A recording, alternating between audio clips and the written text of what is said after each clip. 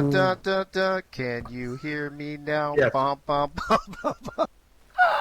What's up, party people of the AACL, the All-American Collegiate League? What's going on? What's happening? What's cracked tonight, this Tuesday night? Welcome to the second episode of AACL TueNight. My name is Dave Axis. In case you're wondering, I'm your host and your commissioner here in the AACL, and we've got a great show for you. We've got lots of graphics, got a couple peeps jumping in, and we're going to jump right into it. I'm going to bring in my sidekick, Mr. Ray Bashan himself. Ray, what's going on, bro? How are you? How was your Memorial Day weekend? My Memorial Day weekend was great. Came back from Florida, called that amazing Iowa-Miami game, and, just chilled out, played some video games or whatever. Ooh, that Iowa-Miami game was something else. I think that shocked the whole league there at the end, which we will touch on here in a moment. But in the meantime, also, I got Michaela on the soundboard. Michaela, what's going on with you? I should be taking an exam. I Does it should really be taking matter? an exam. What kind of exam? Econ. Economics 101. Yes. All right, that sounds Isn't good. that like money and shit? Like money It's more micro. and Microeconomics. micro instead of macro, yeah. Gotcha. And then, I don't know, Yogi's here with us. Yogi, are you going to hang out with us and do the show? Are you going to fire me? Well, it worked for you last week. Shit. Yeah, well, I'll do it again when my team plays. Should I just fucking fire you? Wait, when do you play? Let's see. Every week when we play. Oh, Yes. you don't play till Thursday, so you'll have to pop on the first Yep, game, and then I'll just fire your ass, and you guys will win again. that's it. You got to have a gimmick. Dude, apparently that's your shtick. That's it. That's it.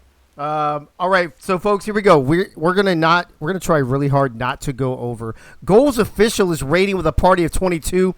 Goals, what's up, party people of GOHLS, the great one. I love that league. It's so much fun. Britain is over there. Krieg is over there running that bad boy. And Cuddy Rob just subscribed as well. Great One Hockey League Sim. That's easy for you to say. Goals, we appreciate you guys jumping in. We're getting ready to do a show. I was just about to say I'm going to try really hard not to go over. Before we do this, join us in following goals. Oh, I'm already following, bro. That's what. If I go Okay, I gave him a shout out. I was say if I click on that, I'm going to unfollow them, and that's no bueno. Do it and then re-click. Oh yeah, look at that. Oh yeah, right. I think. Oh, it's anybody from goals in here. Let me know. Did we? I was watching the Tennessee game. We were down 3-2. Did we end up losing 3-2? Anybody know? Anyone? Anyone? No. All right. As soon as this thing goes away, I'm going to hit the chat, but I can't see it with that thing blocking me. All right, here we go. First one in was Ray. Ray, what's up? You got here early, bro. Oh, yeah. I was chilling. There you were. All right, Ray was the first one in, followed by Crazy Canuck and Nathaniel Diggs in the house, along with Michaela, Nate Hall, Coco Punch 88, Benji Matson, Cuddy Rob. Stop scrolling. What? Damn it, you already saw the score. You already saw the score, I think. So Oh you're no, good. I didn't. I was just looking Okay, at the don't names. scroll down more. Don't scroll down. I more. have to. Just Is stay it? there. Wait, is the game? Just tell me. Is it over? Yeah, it's over. Okay, then it's fine. It's fine. I'll look at it. Cuddy Rob, Diggs, goals official, of course. David Leathers, the man with the best T-shirt in the whole wide world. Ballsy Wizard is with us. First time chatter, Sloth Face Tequila. Tennessee got eliminated. Thanks for that. Appreciate that. We lost the series 4-1. Doug Britton. I think it was rigged because I saw that game yesterday where we were up by 2 goals with like a minute left. And they scored 3 goals in 1 minute. Come on, get the fuck out of here. That shit doesn't really happen. That shit doesn't happen in real sports. Teams don't come from behind and win at the last second like Iowa versus Miami. That doesn't happen in real life. Let me see. Ballsy Wizard. Where did I leave off? Doug Britton. Lil Cy. What's up, Lil Cy? I think that's everybody. Hey, if I missed you, go ahead and at me, and I'll find you in the chat probably somewhere. You're fired. Your face is fired, Michaela. Hey, your face is fired from economics. All right. I mean, you're not wrong. I know. All right, Ray and I are going to whip through a recap real quick of week 1 in the AACL, and then we are going to talk about the new rankings, the players of the week. We'll go through the pick'ems, compare them to the community, and talk about tonight's matchup. So, with no further ado, we're going to jump into the games. First game last week, night 1 of season 3, game 1 of the AACL. Number 1 Auburn, 26-game winning streak on the line at Penn State. They had to go to Happy Valley. They left not so happy as they fall short 38-34, Ray. But let's be honest, that was, number 1, it was a hell of a game, probably the first or second best game of the week. And on top of that, I think I'd have to look back, but I think it was pretty divided on whether Penn State was going to actually hold serve against Auburn after just losing them to them in the preseason tournament. What were your thoughts on that game? And were you surprised that Penn State pulled it out at home, or were you kind of expecting it? Oh, well, first of all, I don't think it was Penn. Was it Penn State at home or was it Auburn at home? It was Penn State. Okay. So I'm not surprised. Penn State had that dominant first half against Auburn. Everybody was honestly kind of shocked about that. I wasn't. This Penn State offense is pretty good. But you have Auburn trying to fight back toward the end and only just to get stopped because Lisa threw those 2 incompletions. That was the killer Right. for that time that she had left. And Penn State just coming up with those clutch rushes just to get to her to throw her off her groove. Yeah, that part did kind of suck. I mean, but if you look at the box score in front of you, what a close game throughout, man. Look at it's close all the way every quarter. Was close. We wouldn't expect anything else from the top 2 teams. At the time, Auburn was ranked number 1, Penn State number 2. Your players of the game in that game, Blitz Krieg, rushing for almost 100 yards. He had a touchdown, a few receptions. Pink Lisa, like you said, had a great game, threw for almost 400 yards and 4 touchdowns, but kind of had a rough time there at the end. And then Darren Voorhees, who, breaking news in the AACL, after that game, quit school, left school, and is no longer with Auburn. Yeah, they have signed a replacement already that I will mention later when I remember his name, unless somebody wants to throw it in the chat and remind me. But I mean, Darren Voorhees is a huge loss for them. But do you think Blitz Krieg carried the day for Penn State, or do you think it was just a nice balanced attack all the way around? The defense was great too. The DBs were awesome. I mean, Penn State just played an all-around great game.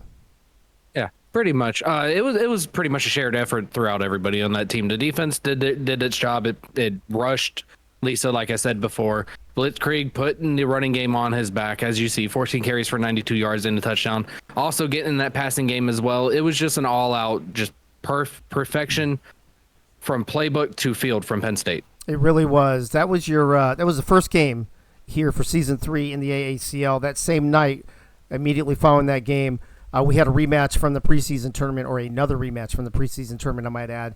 Notre Dame and Ohio State. Ohio State beat Notre Dame in a close game, which is this is your team, Ray, your school. And this game was close even into the fourth quarter. About halfway through the fourth quarter, Notre Dame was only up 7, and then the Irish ran away with it. How did you do that, Ray? How did you guys take a team that beat you in the preseason tournament, stay close with them throughout, and then just blow them away at the end? Basically, I'm going to give credit to our defense there. They stuck through it, even throughout that disastrous first quarter, or that first half. As you can tell, we were getting run on constantly by both the running back and their quarterback. And we could not figure out the solution for it. And we just came back in the second half. We switched some things around. We focused more on attacking the run game instead of their pass game. And it really benefited us, and it also benefited our offense just to see our defense thriving out there. Yeah, Nate Hall and Ryan Davis definitely had a day, but you guys shut them down when it counted the most. Look at who's on the offensive player of the game right there, Mr. Ray Bashan himself. Almost 400 yards, 6 total touchdowns.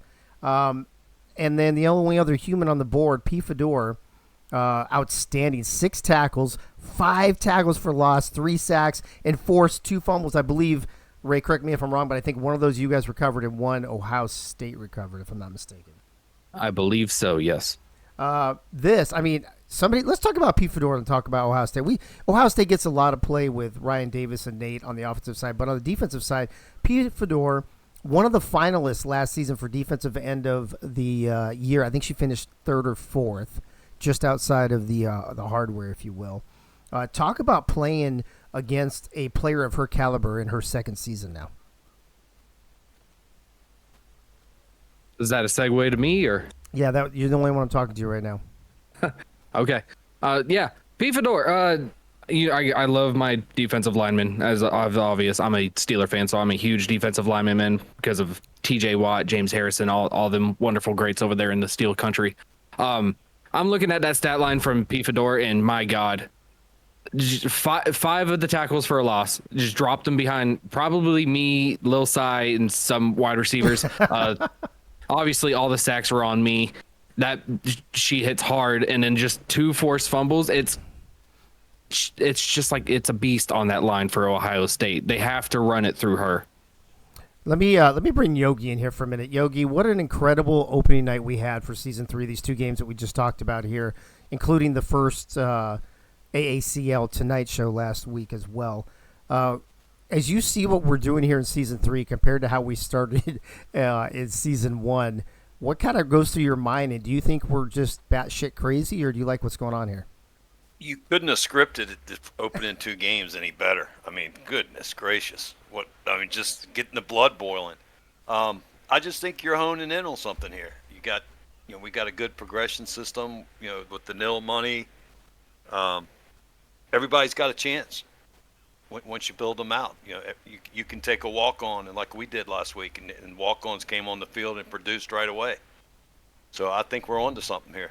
Yeah, absolutely. We have a few more new peeps just jumped into the chat. Sports Dude 3747, Rain Man, and Grant Hardaway, 2 new signees this week. Grant Hardaway signing with Miami, Rain Man signing as a corner with Yogi's very own Virginia Tech Hokies. Between the time that I was gone to California in the last couple weeks, we've had about 30 more people join this league, which is pretty fucking incredible. Moving on to night 2, last week in week 1 here in season 3 of the AACL.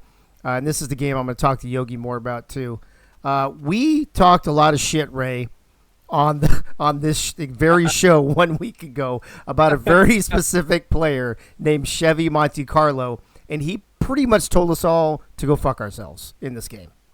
That man heard our criticism and he's just like, all right, you're down on my list. And he took that list and ran it across Syracuse all fucking night long. All night long. Look at this. Look at the quarters. Look at the box score, bro. Double digits versus 7. Double digits versus 7. Double digits versus 7. And then we're just going to shut you out in the 4th quarter. How do you like that? Do you like apples, Syracuse? I thought they liked oranges, but apparently they like apples, Ray. Oh, God. Boom. Roasted. There was just no way that Syracuse defense was stopping anybody on that offensive line, especially Monte Carlo when he got that ball in his hands. I mean, look at that. 454 total yards. He had 6 total touchdowns on the day as well. I mean, unbelievable. I mean, Taz didn't have a terrible day, right? 22 of 29 for 242, a couple touchdowns, and 120 yards rushing. That's a great stat line normally. Normally, unless you're looking across the field to fucking Chevy Monte Carlo. And he's just going to double your production. I mean, besides the rushing yards, but he's doubled your production and pretty much passing yards. It was hard to keep up with that hot fire offense of Virginia Tech. Before I go back to Yogi here in just a second, I do want to make sure that I throw a shout out to Lutbert von Rugen. Let's fucking go. Double-digit tackles and an INT. For those of you who don't know, he played middle linebacker last season, making the transition to corner. And Yogi, let me bring you in.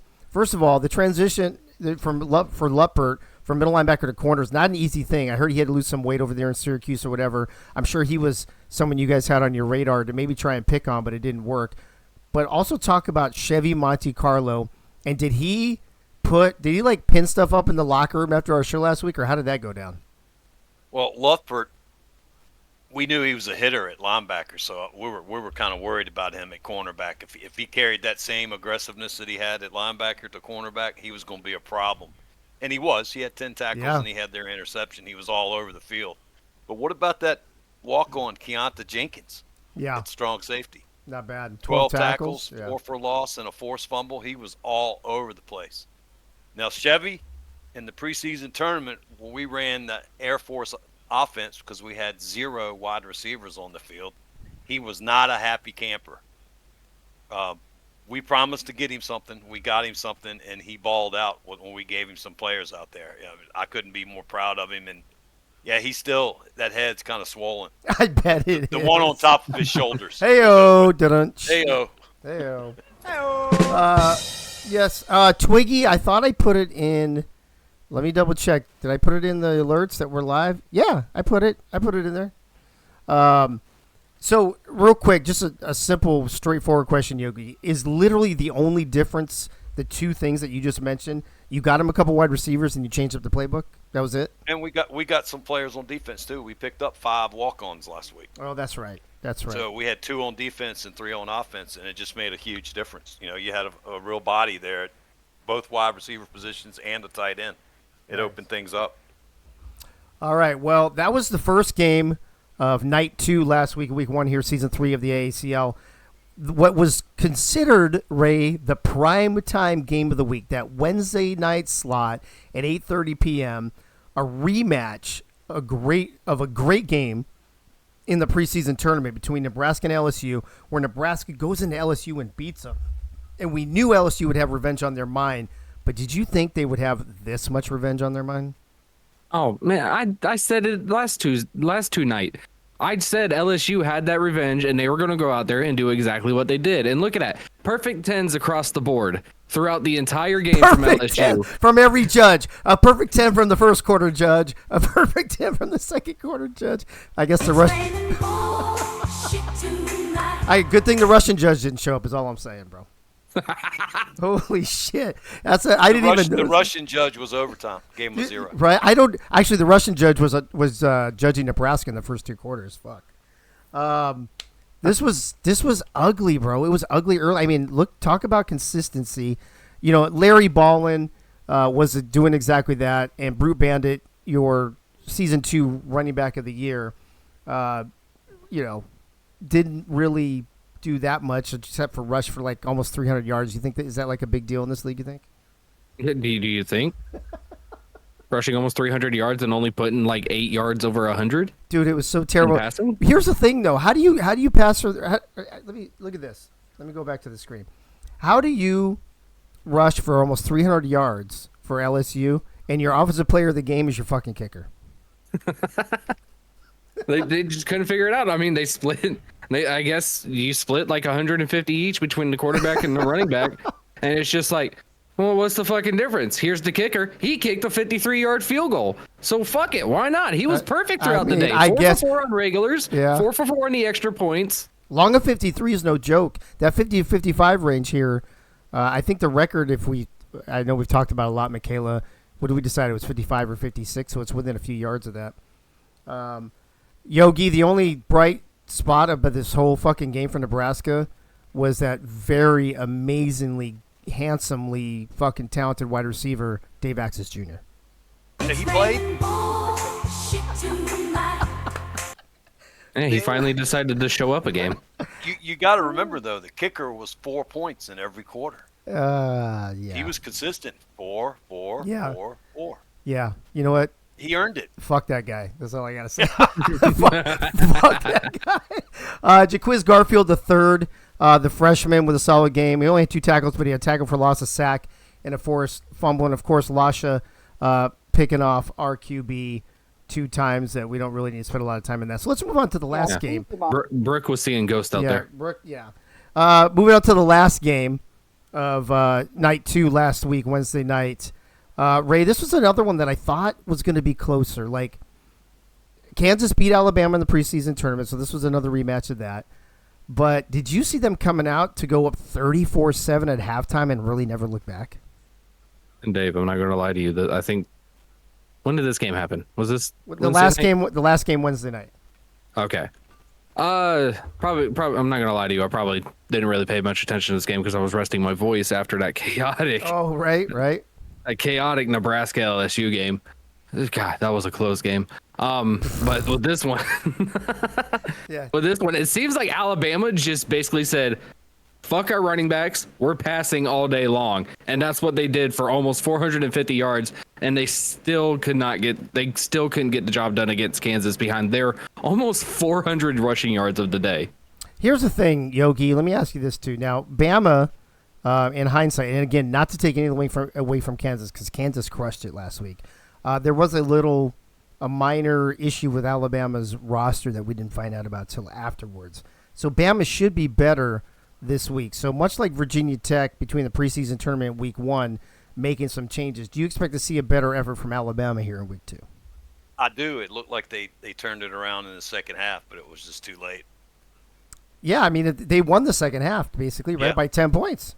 Yeah. Yeah, how about that, Benji? Take that. All right.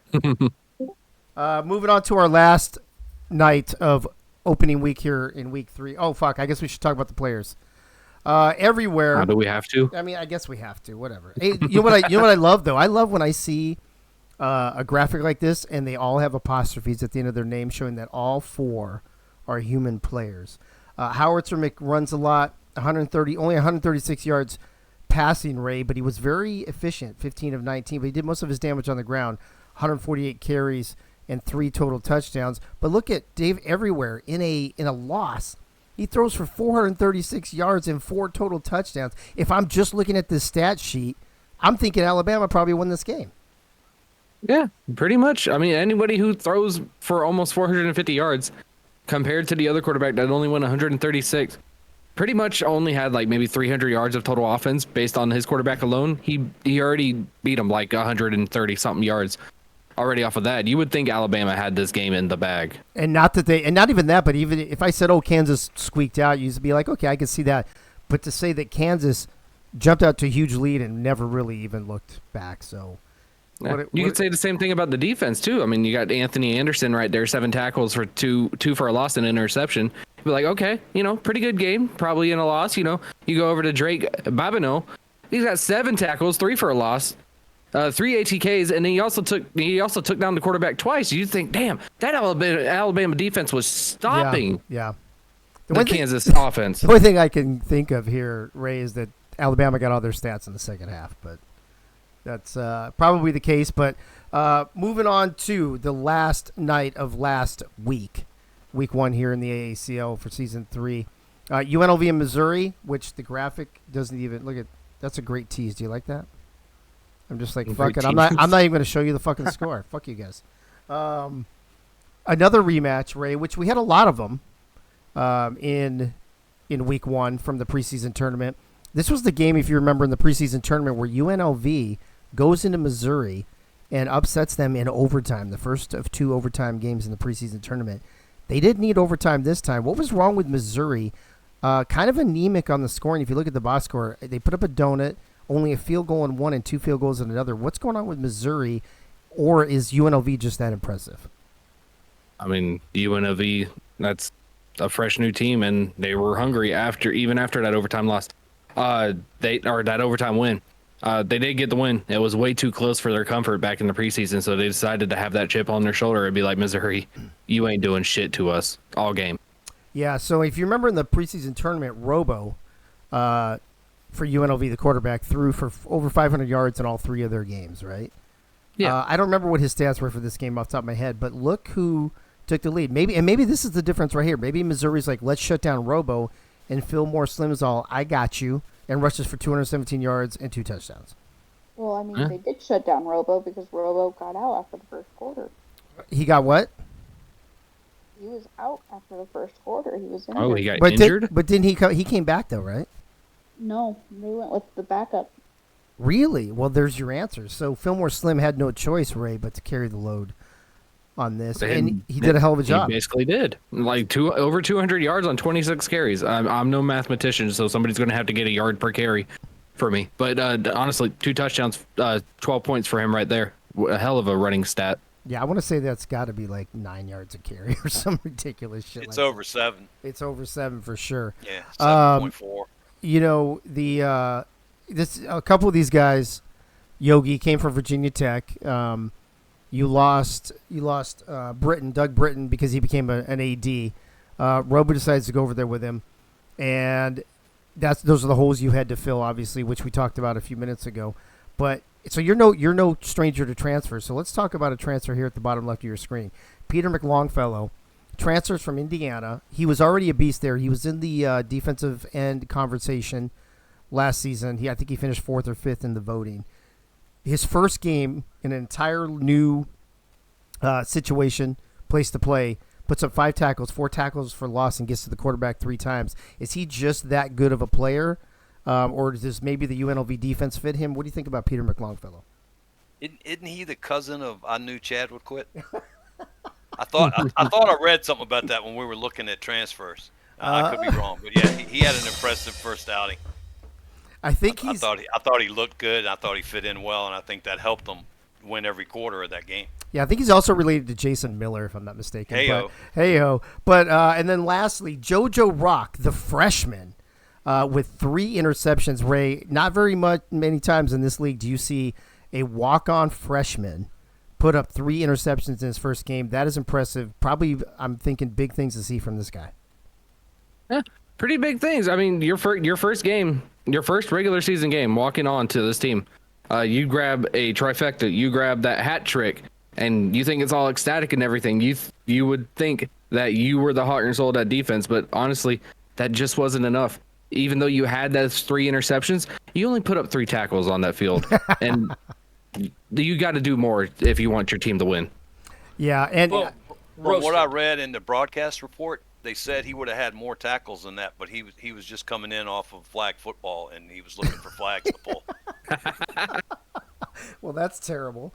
I will say this, last thought on this, Ray, is that when you're a new guy like that and you have that great of a first game, you got to be real careful of that sophomore slump, right? That letdown for your second game.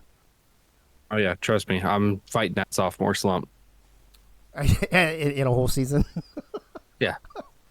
All right, here we go. Let's move on to the second game of last Thursday night, which, Ray, I think is either tied with that Auburn-Penn State game, or maybe actually, now that we had the Miami-Iowa game, that's up there too. But this was definitely the game of the week, I think, at the time it was played.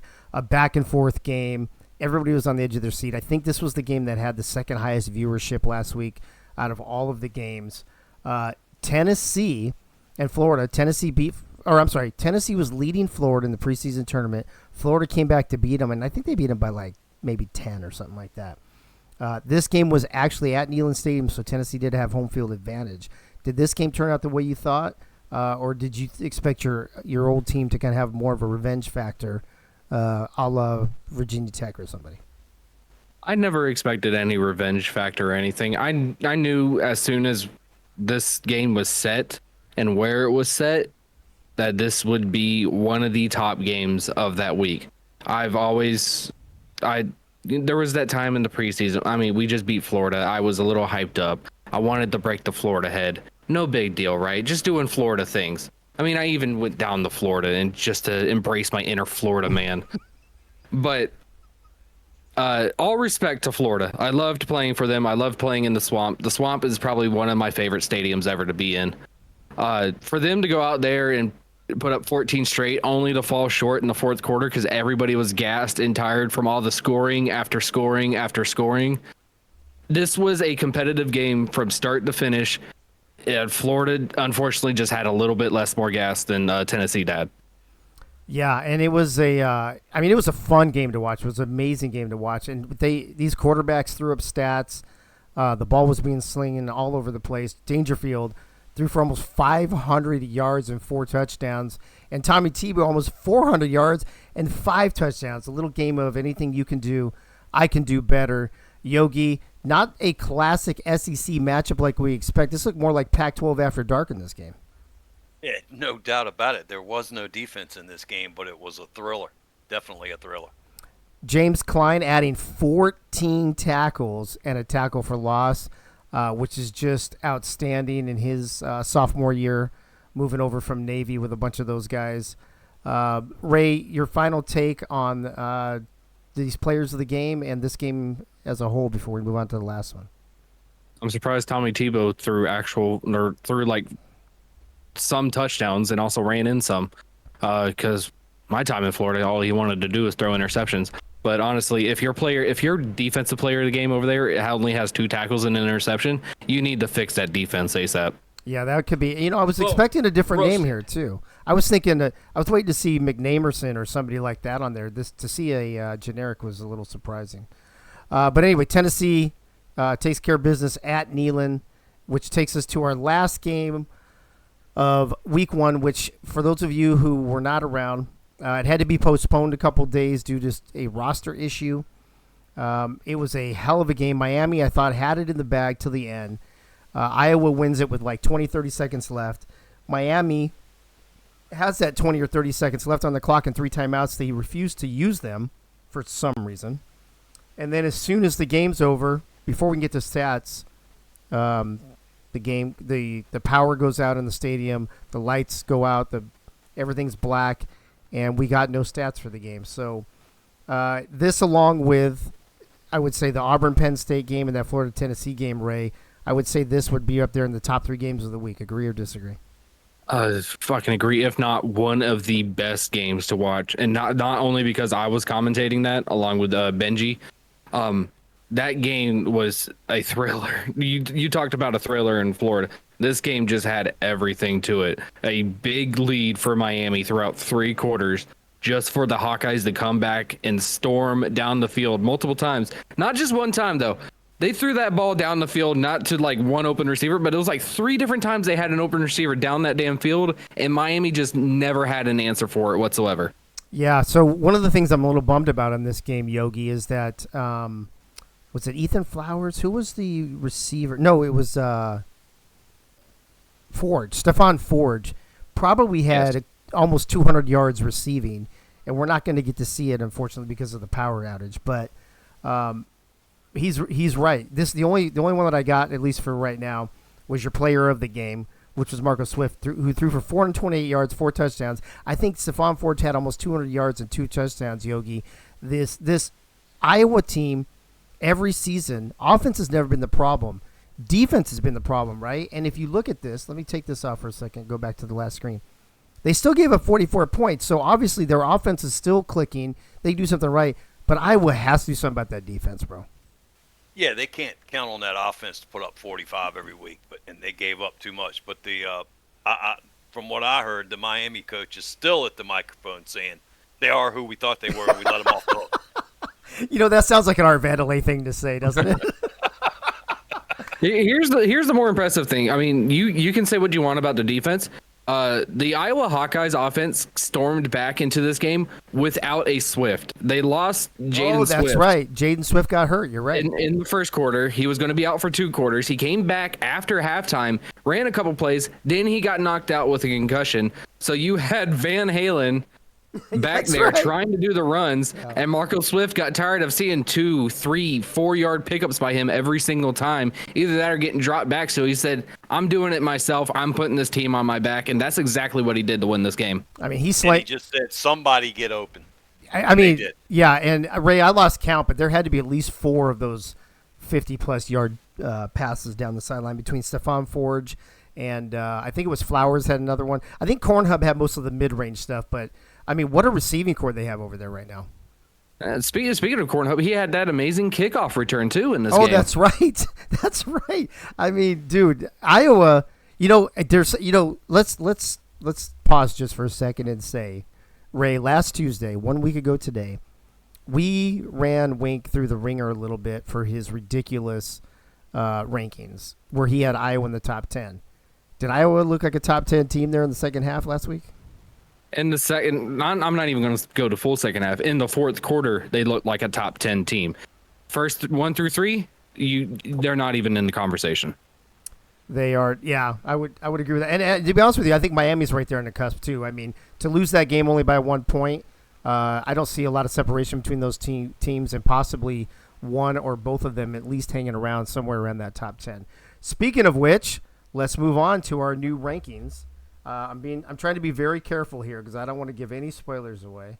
So you see I've got everything blocked. We're going to do things a little differently. In the preseason, if you remember, it was me, Ray, Wink, and Keith with his KMPR rankings. And then we took a cumulative of that, averaged it out, and that gave you your preseason rankings. This week, we had about half the ADs join me, Keith, Ray, and Wink. And so it was a lot more intense. And then they also all voted on your offensive and defensive players of the week. Ray, should we do first? Should we do offensive and defensive players of the week, or should we do the rankings first? Let's go with the players of the week. All right. So players of the week. It was close. Let me reach over and grab my notebook here because I had to keep some notes because there were several people who got some votes. Offense or defense first? What do you think? Defense wins championships, so let's go defense. All right, your defensive player of the week. Can I get a drum roll, Michaela, for week 1, season 3 is. Give me a sec. Sorry. There's so many freaking sound words We have I have so many now. buttons now. I know.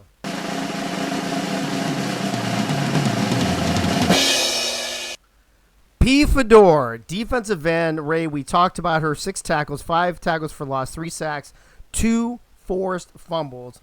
She received 1, 2, 3, about half the votes. Some other people with some votes were Lasha, JoJo. Somebody's writing. Somebody I can't read my own writing. Oh, I can't read that. It starts with a C, but I can't read it. And Drake Babanow. But P. Fedor racking about half of it herself. What do you think about the choice here by the ADs and the rest of us? I mean, I was one of the people that chose P. Fedor for the defensive player of the week. Amazing stat line. It was honestly, for me, it was between P. Fedor and Lasha, but just Lasha had the interceptions, but just that stat line with 6 tackles, 3 sacks, and taking 2 forced fumbles out of Notre Dame's hands. It's incredible. James Klein is the other vote. Sorry, I finally deciphered my writing. Yogi, you're a defensive guy. What do you think about this choice, this decision by the people with the power to make that decision?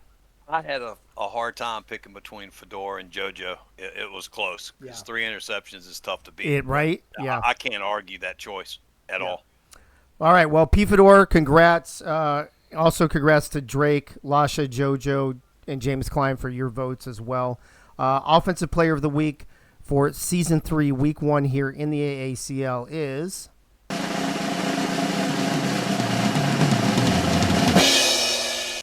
Duh!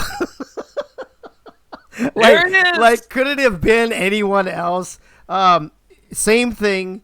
I mean, it could have. I mean, him and P. Fedor got about the same amount of votes. They both got about half. Ray, you got a few votes, as well as Rodney Dangerfield got 1 and Fillmore got 1 as well. Ray, you finished second in the offensive vote. You were 1 or 2 votes behind the leader, so not too terrible. But pissing me off. But here's the thing that I think that put him over the top, right?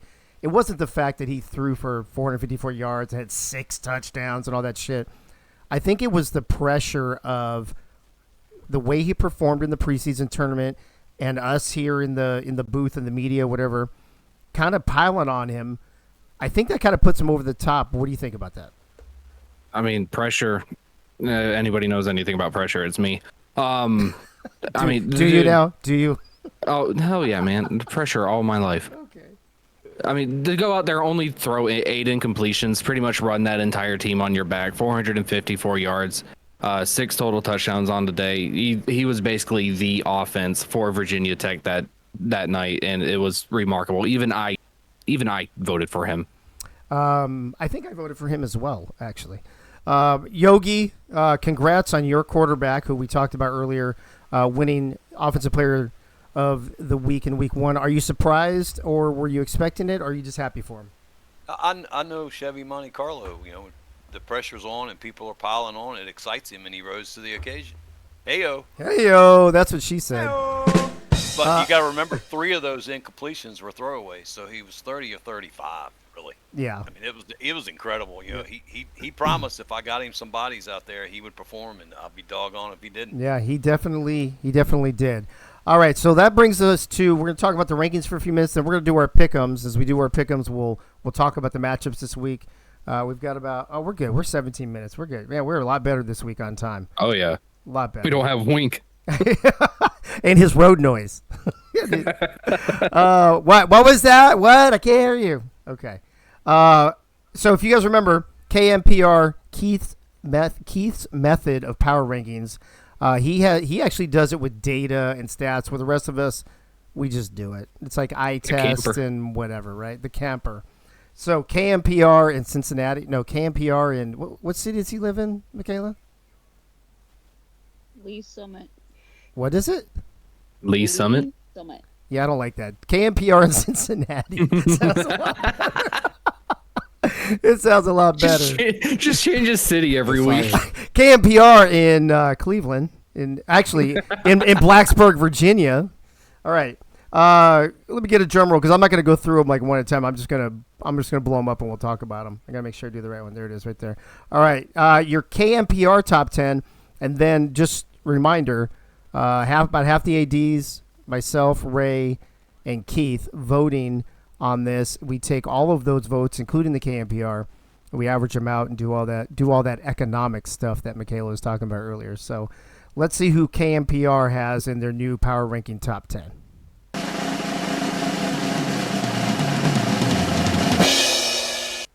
All right, so this is according to the data. According to the data, Penn State jumps to 1. Auburn only falls to number 2, which I don't have a problem with. LSU with their impressive win over Nebraska at 3. Notre Dame taking care of Ohio State at 4. Kansas whooping up on Alabama at 5. Ohio State and Notre Dame swap spots, 4 and 6, I believe, from last week. Nebraska drops from 3 to 7. And then you ran out your top 10 with Tennessee, Alabama, and Florida. Ray, what stands out to you here on this?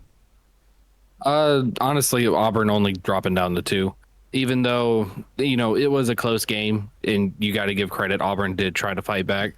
But all those early troubles in the beginning of the game, Auburn should have been in that game from the get-go. They shouldn't have even had the fight back. So them staying at number 2 does not make any sense to me. Well, but the metrics at the end of the day, right? The number 1 team going on the road in probably the most or one of the most hostile environments in college football, and they lose by a field goal, right, or 2 points or whatever it was. I don't think I have a problem with it necessarily. I mean, because you could say the same thing about Penn State, right? They won the game, but they piled on early, and then they kind of let down the second half. So, what do we say around here? What one team can do in the first half, the other can do in the second half, because it is a tale of 2 halves.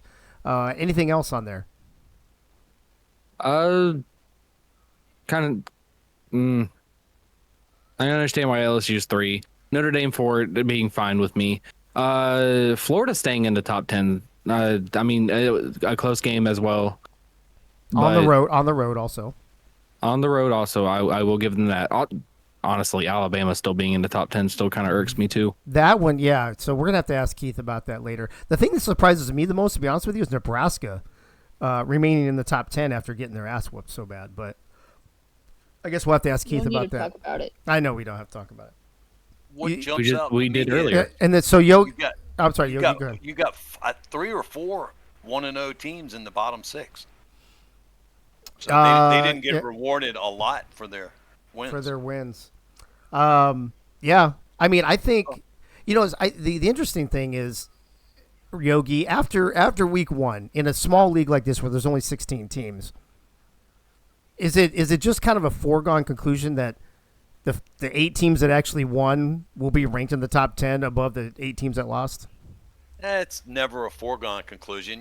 I mean, you're going to expect Auburn to bounce back. You would think Nebraska, Florida. I mean, you expect them to bounce back. So I don't. It's week 1. It's a knee-jerk reaction after 1 week of games. It's really hard to determine. You go with what you see. Yep, week 1. Different playbooks, some custom playbooks, a lot of things going on in week 1. A lot of new players on teams that joined between the preseason tournament. Like I said, it was almost 30, I believe. Herding Unit 15, what's up? Paulie's here. Who else jumped in that I saw? Mac Dre is with us. Churchill, good to see you, bro. I think that's about all I can see right now. All right, so when you average out everything from the KMPR to me and Ray and Wink and all the ADs, this is what you get. This is your new, after week 1, official top 10.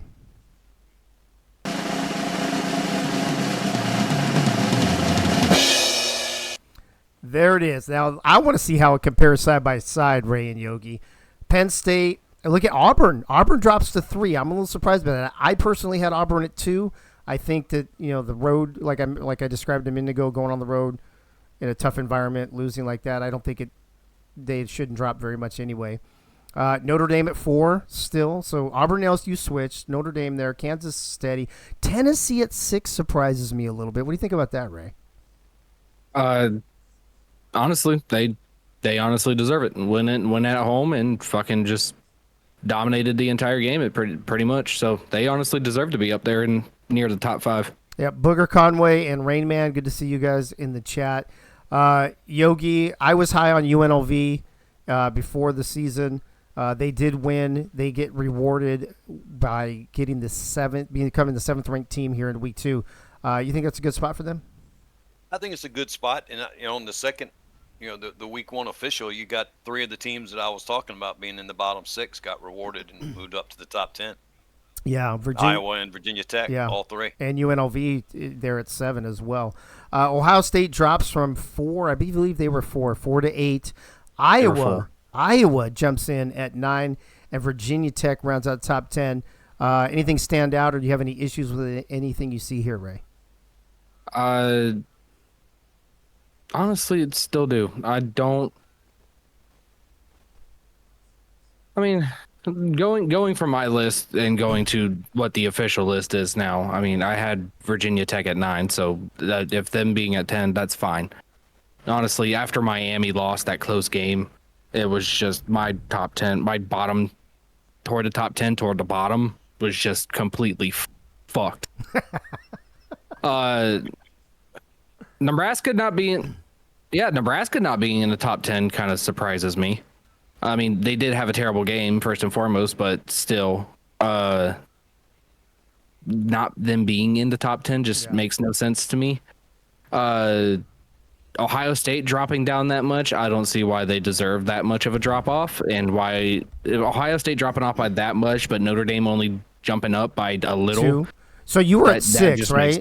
You were 6 Yes. last week. So you jumped up 2. I think Ohio State doesn't drop as far if they don't get blown out there in the last half of the fourth quarter. Like if that game stays close, I think Ohio State maybe drops 1 or 2. I think that was probably the difference. Some of the voters, they see that score. Maybe they weren't able to see that whole game, and they say, "Oh, Notre Dame really took it to Ohio State." I could see where that could be a thing. Which is probably why Iowa's number 9. I didn't even have Iowa in the top 10. They won the game. Yes, they won that game against Miami, but they didn't do much throughout the entire game except for the fourth quarter to actually pull off the upset, and I didn't see them as a top 10 worthy. So full disclosure for me, I actually had Iowa at 9, so they ended up right where I was. I had Virginia Tech up at 7, but I had Tennessee way down at 8. Yogi, I'm going to give you the last word on this before we go into pick'ems and talk about this week's matchups. You have any issues or anything surprise you there from this week's voting? I mean, it's different. Like I said, it's week 1. It's always hard to do week 1. Like you got all the changes. We got the 30 players that came in when you were gone. I'll just say that out loud. So burning the house down worked as far as that goes. But they all had an impact, and they made differences. So it's a knee-jerk reaction to pick on week 1, and we'll see what happens in week 2 if people stay or people drop. Yeah, agreed. All right, folks. So there are your offensive and defensive players of the week for week 1, your post-week 1 official top 10 going into week 2, and we will see some of those teams in action tonight here in about an hour and 8 minutes. So we're going to have to whip through these pick'ems and matchups. We were doing well on time, Ray, and then it always fucking gets away from us. I don't know, man. Hey. These, excuse me, these are actually, I think I put them in. Did I put them in order this week? I did, right? I believe you did. Kansas, Nebraska, Auburn. I sure did. So let's not talk about the first two. Let's start at Auburn and Florida. Auburn and Florida overwhelmingly in the pick'em, 43-11. Auburn over Florida. Yogi, who do you got in this one? Yeah, I agree. I think Auburn's going to bounce back this week. I look for them to punish Florida. Ray, this is 2 in a row. First 2 weeks for Auburn on the road. 2 hostile environments against 2 decent teams. Is there a chance Auburn goes 0-2 here? I believe there is a very high chance Auburn goes 0-2, especially if Pink Lisa does not fix her issues with the offense. And you just saw that Florida offense just go spectacular against Tennessee last week. I chose Florida over Auburn this week. I think this is going to be a close game. I do see Auburn bouncing back, winning a very close game. I'm going to say within 3 points at Florida this week. The second game on Wednesday night, which is tomorrow night, LSU coming off an impressive victory over Nebraska, and Ohio State losing to Notre Dame. Yogi in the pick'ems. LSU 44 to only 13 Ohio State. Is everybody who was so high at Ohio State after the tournament already so sour on them after just 1 week? It happens quick, but I look for LSU to come out and really look to put a stamp on this game, and and prove to people that the preseason tournament's over. This is the regular season, and watch out. I think they're gonna win, and by a double-digit win. Ray, I do know that Ohio State made some major changes to their custom playbook this week. I don't know if that makes a difference in what you're about to say, but I thought you should have that information before you give us your pick 'em. All right. Ohio State went out there against Notre Dame, showed what they had. They just unfortunately continued that run game when Notre Dame even had the answer to their run game every single time. But it's hard to go against the perfect 10 of LSU. I chose, again, go Tigers. 10. The fucking Louisiana, the Baton Rouge judge. Oh, my God. All right, your last game tomorrow night, Missouri at Syracuse. Both teams, Yogi, coming off of losses, but everybody, almost nearly everybody in the pick'ems seems to think Syracuse at home is the way to go. 41-15 in favor of Syracuse. What say you? Well, I picked Cuse simply because I saw the guys' eyes on the field after we beat them like that. They weren't happy, and I definitely look for them to make a statement this week and come back with a win. Ray, I don't know about that. What do you think? Yeah, you know who else wasn't happy? This man. This man that went against his damn gut and his heart to choose Syracuse to win last week. Well, you know what? I'm done. My heart is broken. Fuck you. Syracuse football sucks. There you go. Missouri on top of Syracuse. By the way, I think I forgot to give my prediction, my pick 'em for the LSU Ohio State game. Ronnie Shanahan, what's up? Good to see you. And I think I saw Joe Delaney pop in a second ago as well. Is Ray bringing personal hostility into his picks here? When doesn't he? I'm always bringing hostility. When doesn't he bring personal hostile shit? Real quick, LSU Ohio State. I think Ohio State bounces back, and I could see Ohio State upsetting LSU at home. Missouri at Syracuse. I also think Syracuse will hold serve at home just because they play very well there. Thursday night, your first game on Thursday night, 7 p.m. Eastern here on this Twitch channel. Tennessee having to go to Penn State, just like Auburn did last week, Yogi. But what do we know? We know about very emotional home games like Penn State had last week and a letdown the week after. The AACL community does not think that because they went 46-10 in favor of Penn State. But do you think Penn State will have a letdown this week? It's very highly possible. I think Tennessee is going to squeak out a win here because of the letdown. Yeah. Ray, what do you think about that? Oh, good old Rocky Top has been invaded by a couple of Panthers, and there is a Canadian just kicking the rocks down the mountain from Dayton. Penn State wins by 17. Okay, this game's... Woo! All right. Good old Rocky Top's been invaded, and they're going to go down. Yeah, sorry. This game's actually in Happy Valley. Penn State. At Penn State. I know. Okay, all right. Did you see that big @ symbol in the middle of the graphic? I know. Trust me. I know. I know. Okay. I know they're at Okay. Penn State. All right. Rocky Top follows Tennessee wherever they fucking That go, is fucking sir. true. That is fucking true. All right. I'm with Yogi on this one. I think we're going to see a Penn State letdown. I think Tennessee rides that wave that they took from beating Florida, and I think Tennessee goes 2-0, and I think Penn State gets upset. Your second game on Thursday night.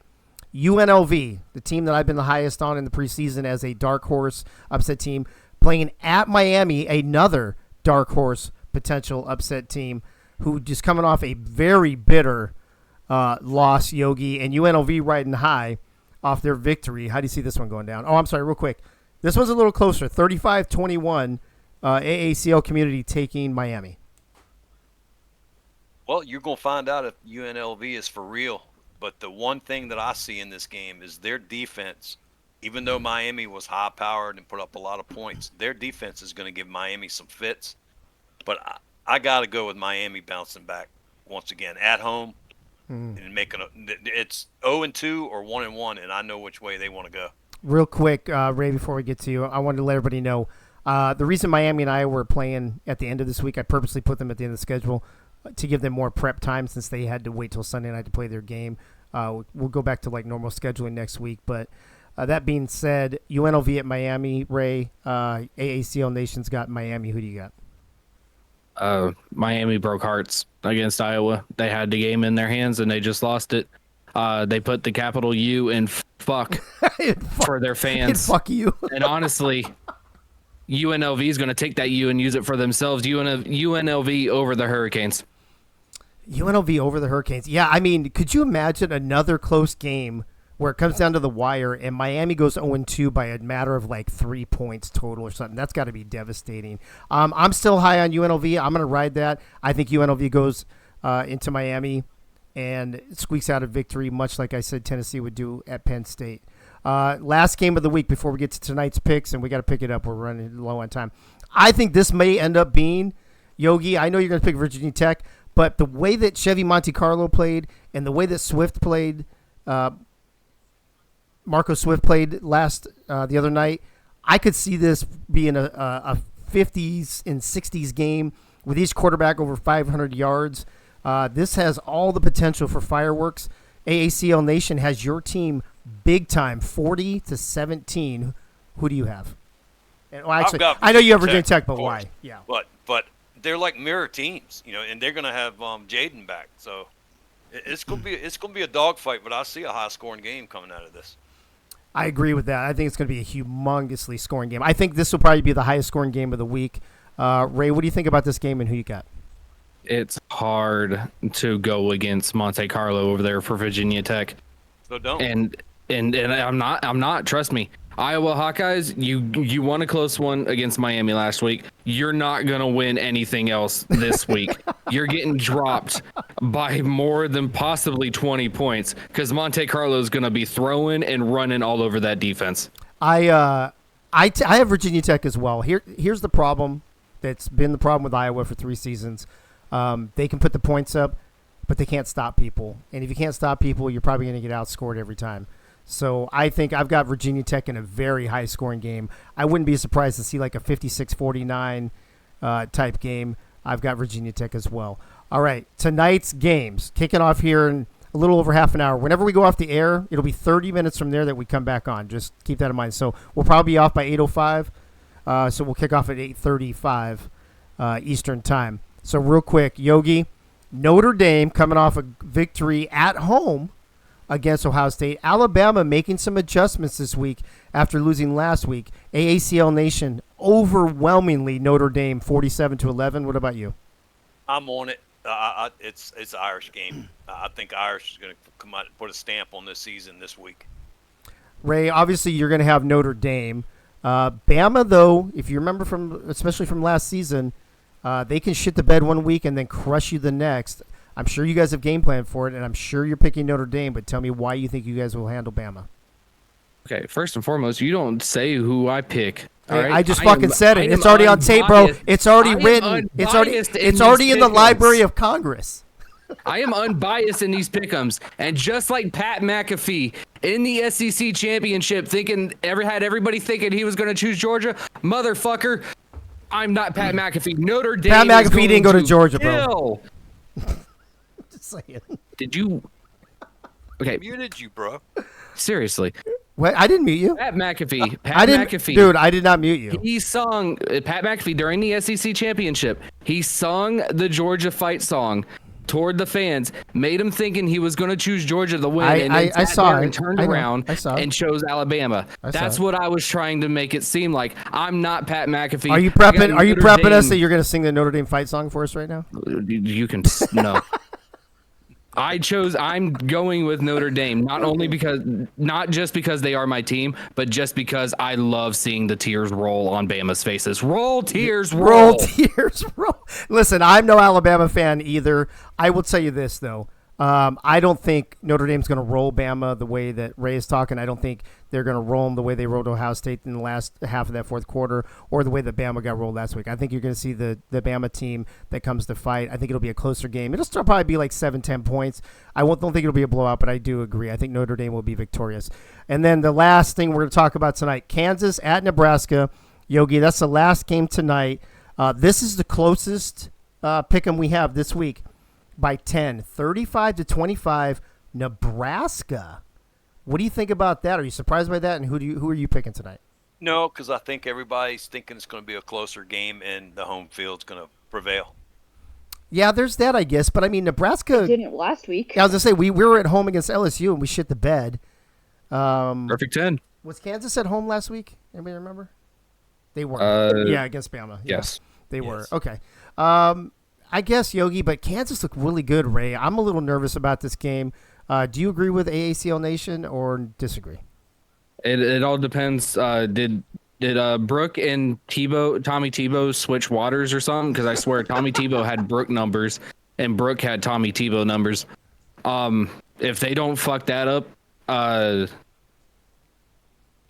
well, let me say this. I hope they fuck it up. Sorry, Brooke. I got Kansas over Nebraska in this game. All right, here's what I'm going to say, and we're going to go off the air here in the next 60 seconds. Kansas at Nebraska, I am nervous about it, but I have a lot of confidence in Keith.